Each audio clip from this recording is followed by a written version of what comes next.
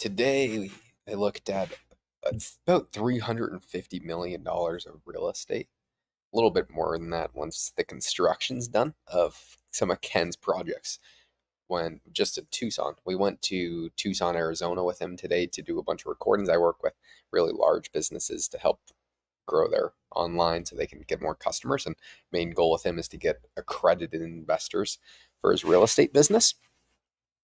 And it's really just figure out what works and replicate it because they have few properties there that are pretty much just identical and they're all worth $100 million, which is absolutely incredible.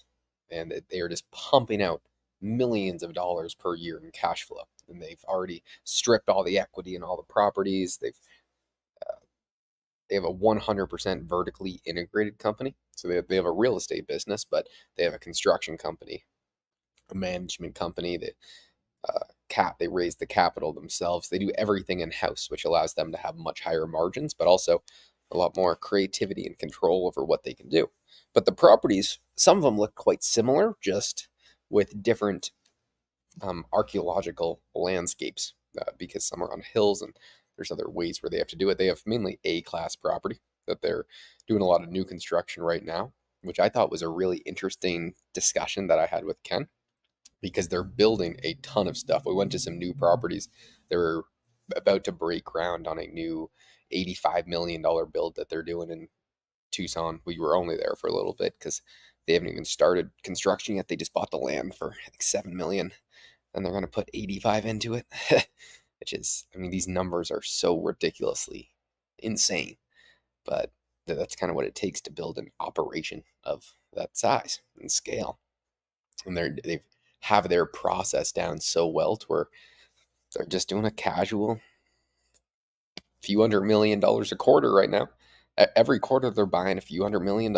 It's that's how things compound. I think that's kind of the main point. But from a tactical standpoint, we were going over why there's different parts of the real estate cycle when you should be trying to buy other people's projects, and then different times when you should be building your own. And he said, due to the current cost breakdown, it makes more sense right now to build ground up than to buy something else. And there's a lot of distress going on, so they are buying. They're doing both, but it makes a ton of sense to be building. So they're building a few $100 million right now, and then they're also buying a few $100 million like right now.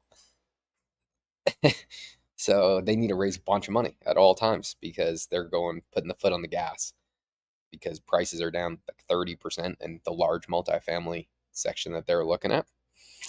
And so they're just taking advantage. It's really amazing when you think about it. This is a lot of money. It's definitely not a little bit. And then the amount of risk that you'd have to go into to do these types of things, and you're going over it, and you have multi-million-dollar personal guarantee loans, which that's what really fucks people. That's what really messed people up in 2008. Is if you have a personal guarantee, even if you have a $50 million portfolio, one of those $1 million personal guarantees could just wipe you out. We saw that happen a lot back in the day. And so I don't know. I don't know. It definitely shows the compounding effect and how much things compound over time. Because Ken didn't even buy his first rental property. He bought a 2-bed, 2-bath when he was 28 years old.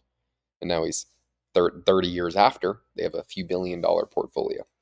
But kept on just getting more and more and bigger, refining the processes over time.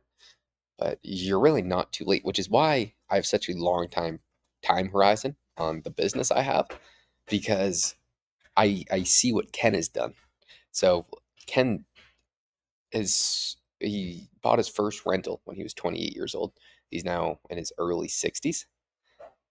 So that is a lot of compounding over a 30-year period. So I'm 20. And so let's say that same type of thing could happen. If I had a few $1 billion real estate portfolio when I was 50, that would not be too bad, in my opinion. My personal goal is to run a business, but I will buy a bunch of real estate with the cash flow that I get from my business for mainly the tax benefits. There's a lot of tax incentives for buying real estate. There's something called depreciation, and then you can do a cost segregation, where for me, that is very prudent. If I have a business, I want to depreciate as much of my taxable income as humanly possible, as quickly as possible. And so there's just a lot of favorable things you can do with real estate, and then you get the cash flow on top of that. And um, I'm friends with so many very large real estate guys. It would be super easy. Not easy to do, but there's you kind of are who you hang out with. And since most of my friends all own tons and tons and tons of real estate, I subconsciously, without even really thinking about it too much, I've learned so much about this, the processes of that kind of go into this, especially going into Ken's business, see what they look at. Anyway, if I was being vulnerable for a minute, I'm definitely a little head over heels with my expenses right now. I'm spending a ton of money. I thought that I would be having a lot more cash flow coming in, and it's not as much as I was expecting. And I mean, I'm dropping a fuck ton of money right now, and so there's always two options: you either reduce expenses or increase income, and I just want to increase income. And so I'm thinking there are different ways where I can make you know some decent money, which will cover a lot of the high end expenses that I have right now, because I mean, I'd probably be spending out of pocket 15 grand a month right now. Um, so I would like to do something that will make me an extra 15 grand a month that will cover this. So at least that's what Ken always does. And I'm very influenced by the behaviors that he has because he runs such a successful business. Uh, he always thinks, well, if I'm going to do something that's going to cost me an extra 25 grand a month, I need to something has to make me $25,000 a month to justify that. So that's what I'm trying to get through right now. Um, I mean, I have a bunch of ideas. I think I will be able to do it, but I'm also very busy right now. Anyway, I'm gonna go to bed. We were on the road today. Woke up at 5:30. I've not been sleeping too well the past few nights, so I really want to get to bed and kind of recharge because I'm pretty destroyed.